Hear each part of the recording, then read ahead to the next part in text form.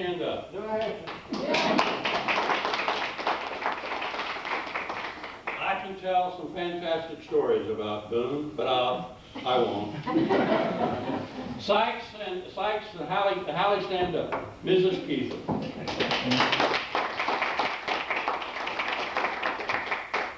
And Sykes Keithley, who he was a contemporary of our brother Richard's, and he and Richard used to get into all kinds of trouble.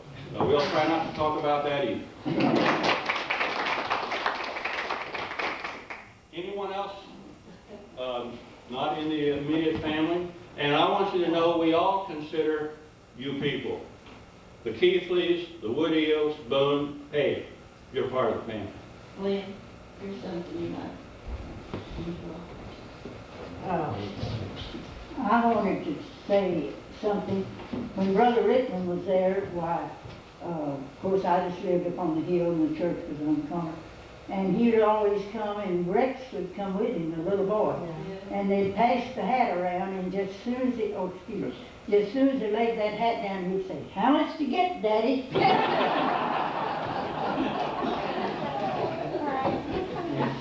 And he was one of the meanest little boys.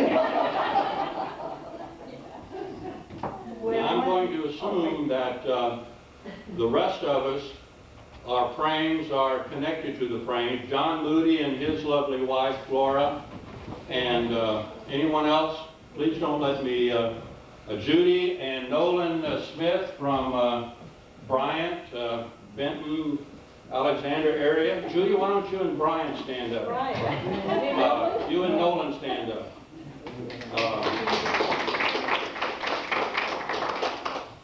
And now, if we could use these chairs and these benches here, why don't the brothers and sisters come up here and just sit around and talk about your memories of events that took place in and around this church. James, come on up. And Lois and Ruth and David and Charles and Betty. Well, could you resurrect some memories of what you know about this church when it was in the bluff? The church, well, we always look forward to Sunday afternoon. You know, Brother Rickman would have two other services, one in DeWitt and Gillette, and he'd be there. And we'd already be there, and I mentioned, you know, about the little boy wanting to know how much he got. And we always look forward to. But one time, Brother Rickman, I believe he had 7 children, I'm not sure, and the lady next door had that many. He said one day, this lady said, "Did you know your children are regular little devils?" He said, "You do?" Said, "Yeah, mine's little devils, and I know it, yours are little devils, and you don't know it."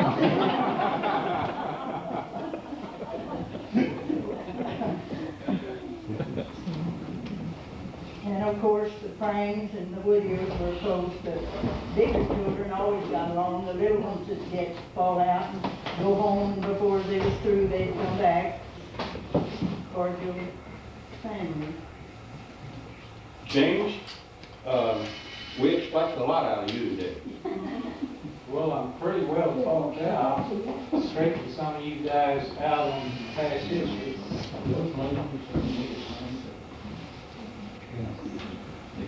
You caught me off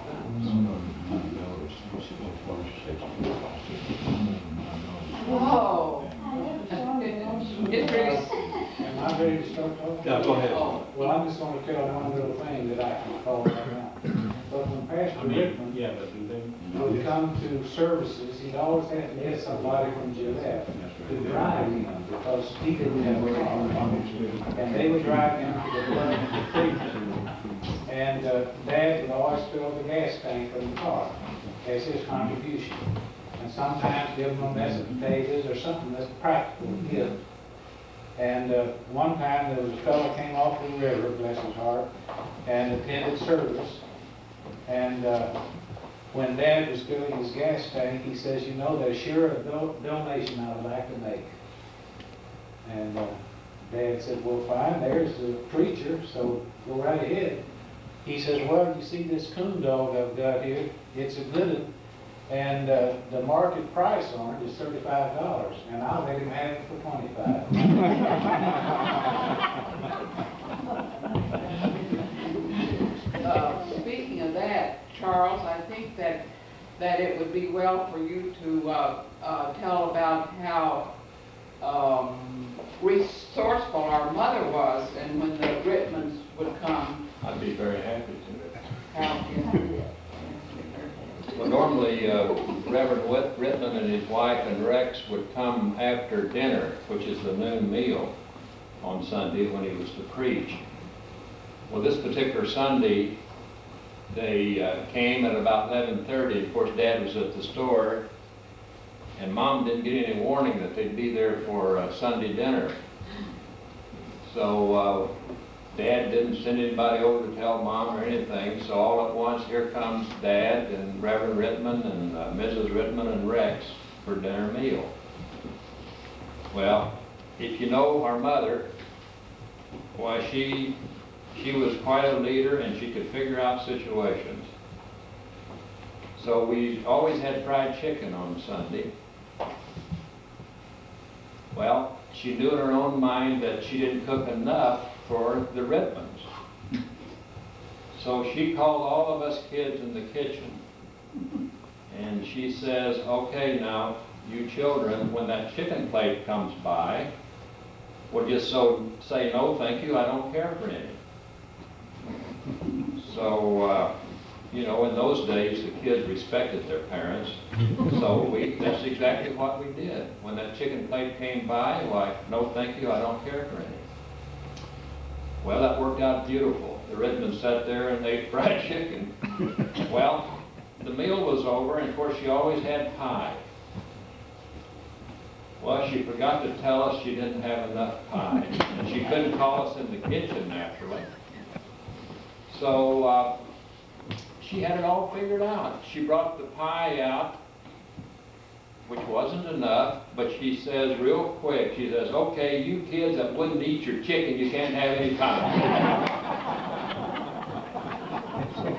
That shows you the improviser our mother was. I want to tell, is it time to tell something else a little bit? I would like to tell the time about Roy coming into our store. Roy had, I don't know if LS, you probably remember, I worked in the store as a little boy. Yes, sir. And this was right at the beginning of the Second World War. And a lot of things changed. So if you remember, in our store, which was a very popular item, was nickel cans of sardines. Well, after the war started, why, fish, especially seafood, became very scarce, and the price went up to 6 cents a can.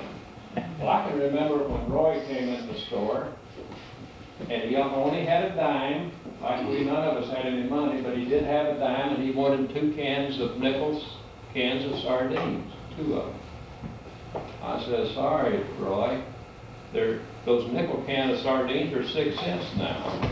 And Roy couldn't understand that, and he had to go back with 1 can of sardines and 4 cents and change to his mother. Now, I don't know if you remember that or not, but that was a habit. I bet his mother. No, David, I want to listen a little while.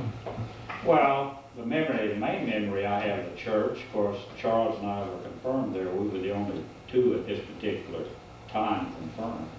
But Charles and I had the job of cleaning out the church before Sunday service, and was mentioned, where did I hear that, where we had to knock down the dirt dauber mess and whatever.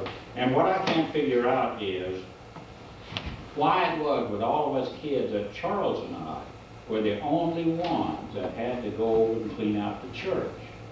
I could never figure that out. Now, when Joe was alive, I asked him that question, and he said, well, the rest of us, what did he say, were just, he said, we organized our time a little bit better than you and Charles. But there was red wasp and everything in there, and sometimes we'd get so interested in watching those dive-bombing red wasps that we didn't pay attention to Reverend Rittman. Well, it's the same way now. It's not brothers that do it. It's one husband and wife. Is that right? They don't want to do it.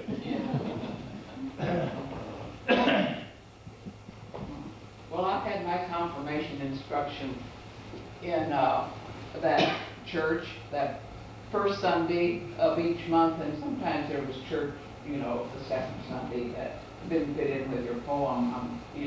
But the Rittman, and it would be either old Pastor Rittman or his son that preached. And I was the only one at that confirmation age. And they'd spend 5 or 10 minutes with me after services. Now, our good Christian Lutherans, most of them go up like that, say she'll never amount to anything because she's not having enough Christian education. Those 5 or 10 minutes every twice a month. Then my parents took me down to Gillette to be confirmed with that group of people, young kids. There was about 8 in the class. And at that time, I want to tell this about these kids from Gillette. Well, it is part of history, Ruth. We had to memorize the 99 answers to those 99 questions in the catechism. And at that time, we had the little black hymnal. We had them at Crockett's Bluff and Gillette. You know, those kids put their 99 questions in their hymn book, some of them, and you know, the minister would ask the questions, and you could kind of figure out which was going to be yours, and they'd open up. Maybe they had permission to do that, I don't know. But there I sat, little girl from Crockett's Bluff, there just, you know, scared half out of my wits. You mean they had the answers? They were, I thought, you know, I've often thought of that, they were cheating, see? I don't remember, I didn't know a soul in the class. Ruth, do you still have your catechism? I don't have that little thin 99, Sykes still has it. you have, is that right? I tried to find it, and it's put away someplace, Yeah. so I know where it's at. I found where it's got right now. Well, Sykes, excuse me, do you remember, you went to school with Mr. Stock? Mhm. When he would have those school newspapers that he would type up himself and about stories about what went on in school. Do you remember those papers? No? Well, I have a whole set of those authentic that he typed up and telling about what, you know, Sykes and Richard mainly, you know, in the papers. Well, I had a whole set. I have about 10 of those. Found in the trunk. Just before I started getting moved, well, Mr. Sykes was there, and Mary, and I would sneak out at night, and Mr. Sykes would be in there practicing before the mirror. Oh, he used to be so tickled. And they did crack out like that, you know, they would be watching him crack. He'd call me. David, did he just type those papers up for you kids or? No, well, You sent I'm assuming they were school newspapers as well. I thought maybe typed up do something before you get to your parents, what you wasn't doing right. Yeah, it was truly a newspaper. bigger volume. He didn't have enough paper for that. Luke, I didn't mean to interrupt. That's perfectly all right. This isn't as serious as has been going on, but with Mrs. Woodhill mentioning what we did on New Year's Eve and Hal mentioned it in his poem, and about the bell tower and the bell. Oh, yeah, we used to ring that in. Well, Every that's, year night. I would lay there on New Year's Eve when I was just a young kid and hear that bell being rung many times, and I thought, oh, I'm wondering if someday I can be in on that. So one New Year's Eve, I was old enough, I was a teenager, and I was going around with a with a neighbor boy named Jack. And so we got that, and nobody else was around to ring that bell. So Jack and I, and that's after you people moved close to DeWitt, and Jack drove over, and we rang that bell, and I'm telling you, I don't know if we rang it 365 times. Well, and we did that.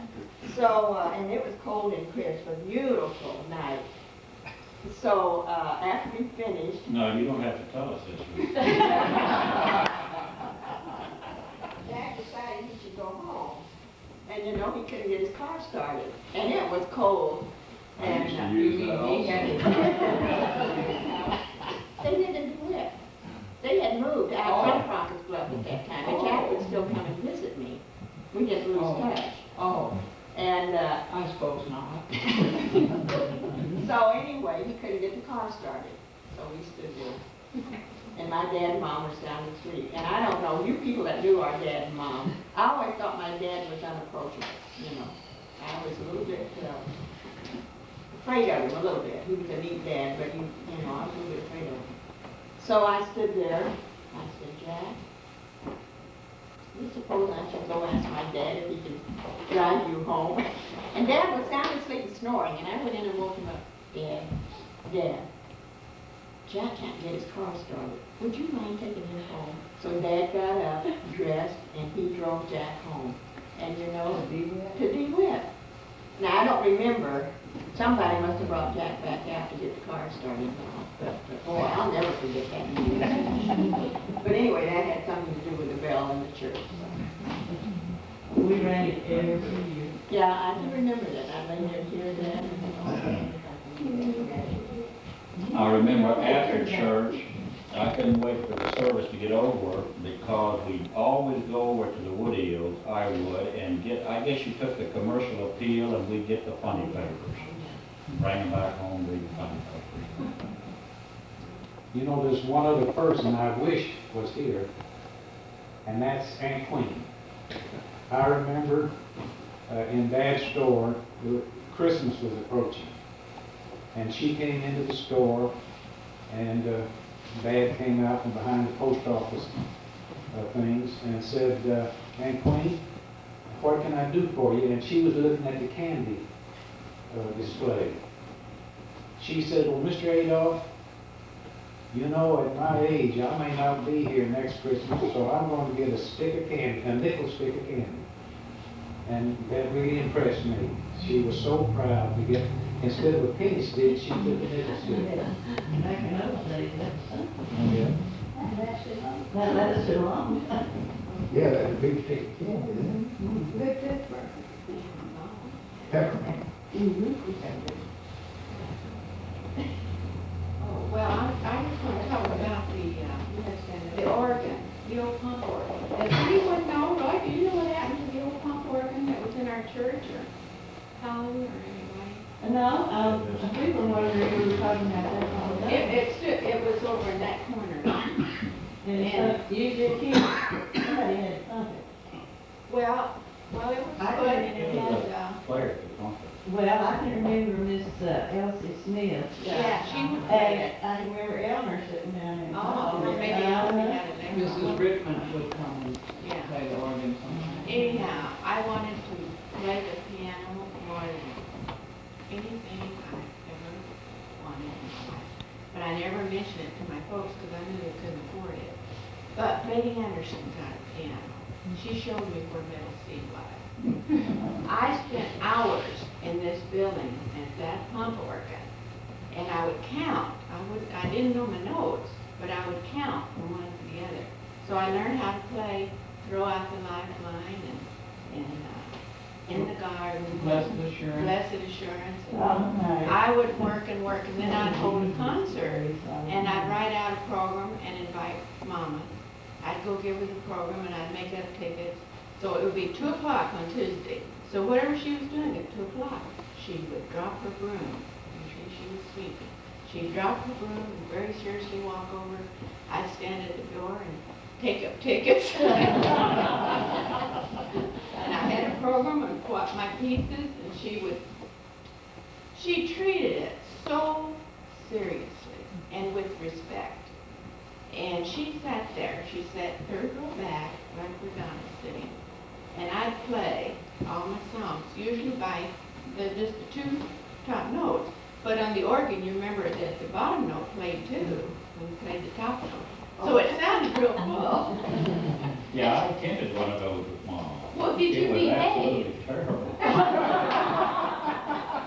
No, you guys, you stood out the windows and looked in and made fun and made faces, and Mama made you leave. And she took it very seriously, and that was a highlight of my young days, was fooling around and playing that old pumpkin. I'd like to know what happened. And what I want to know is what happened to the pews from the church. Any of you know?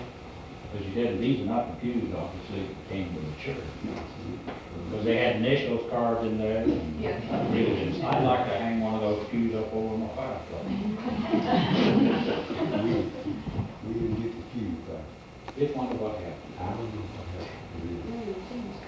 But I do know, and I'm not trying to take over. Let's hear it. I would like for you all to know that outside the whole box, that was in the rear of the church.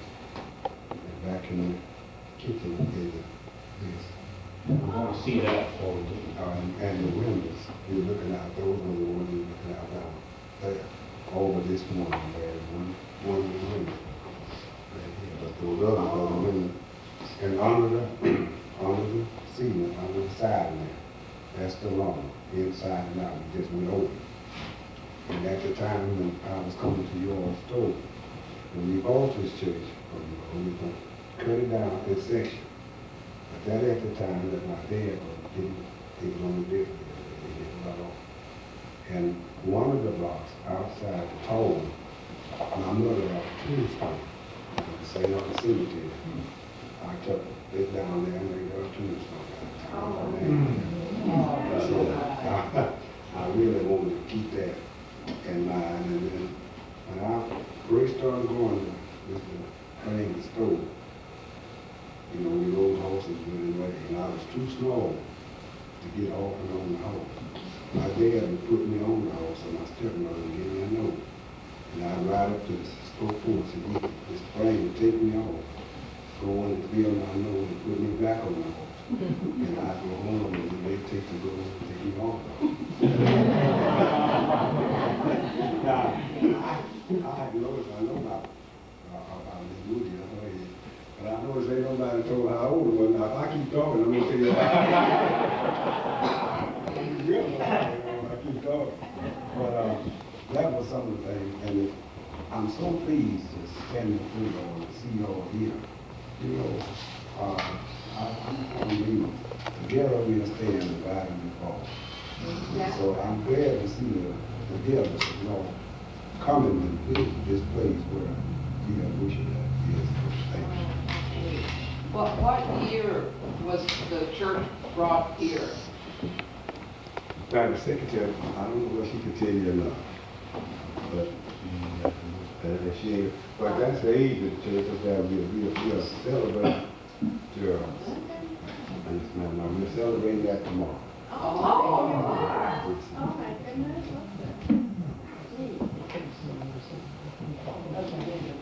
Let's not forget to look at the original altar, which is in the back room here. You know, I had the job at one time, under Mr. Stock, of cleaning the church on a Friday afternoon. I would sweep the floors, move the benches and everything. I got 35 cents.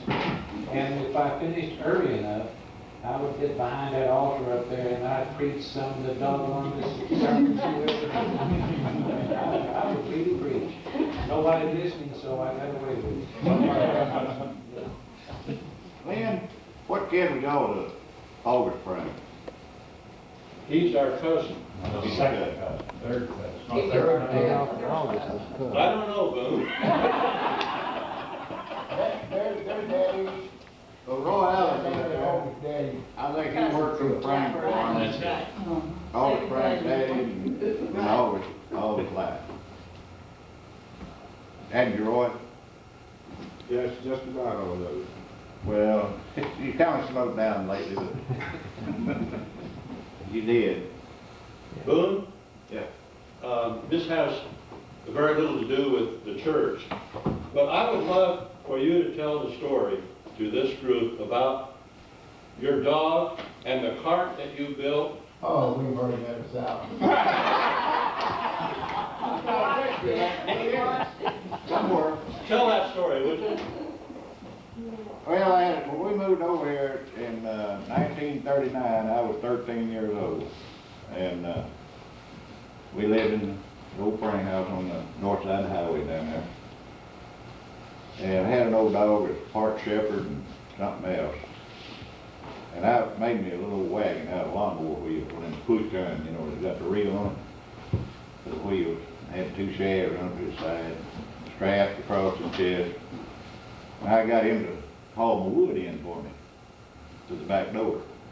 Well, school started, well, I'd hook him up, he'd haul my books, and went down to school.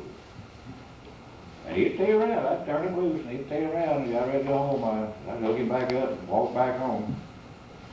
And one day I took him up there, and Lynn, he was a lot younger than I was, he's pretty small.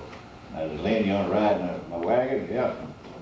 So I was trotting around the schoolyard with my dog in the little wagon, and a hog come across the schoolyard. The dog got after that hog. The hog turned to the right. The dog turned to the right, and Lynn, he went straight on. I got a picture, I think, of you in that wagon somewhere. I remember I ended up in a thorn patch. Roy, is this the original floor? Yeah, but it's covered over. It's covered over my side. It's really floors under there. Well, I was just wondering, that floor that's under there was made down there in that sawmill. It's Turkey. That's where it all made, down in that sawmill. In the valley there, on the left, is the corner. Never gone. They made any kind of lumber you wanted down in that sawmill.